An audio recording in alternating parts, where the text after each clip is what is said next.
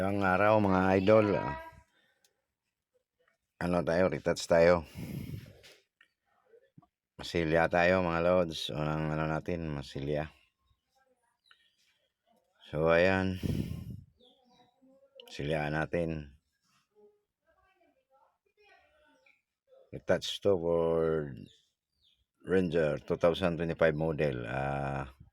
So ayan, silyaan natin.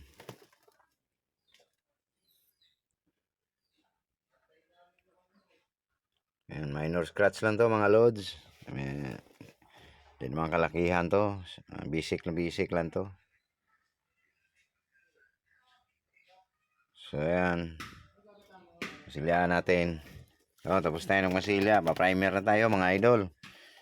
So ayan, na-primeran natin, itakpan lang.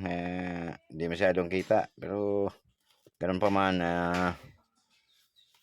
nag-primer pa rin tayo. Yan, medyo hindi magandang ano ng spray gun natin. Pero okay lang naman. Ano lang, hindi magandang labas ng primer. Kaya so ayan.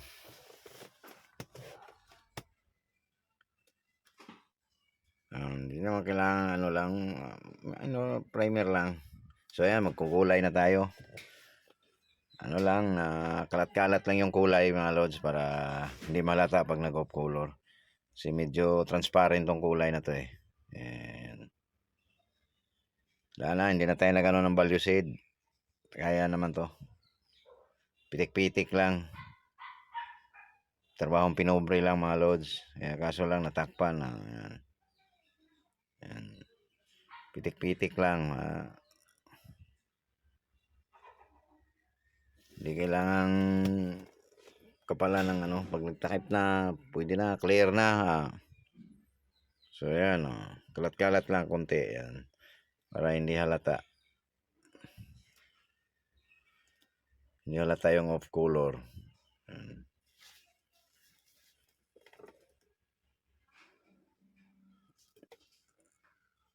So ayan, tapos na tayo nagkulay, magka-clear na tayo. Ayan, yan mga lods.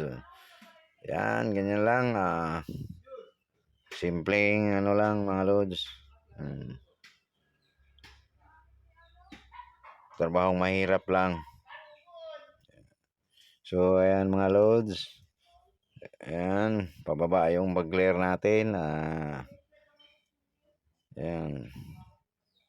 Simpleng hanap buhay lang mga idol. So ayan, tapos na yung mga lods. Ayan ang kabuuan. Lihain na lang natin konti sabay bapping. Yun na, tapos. Thank you sa yung panonood.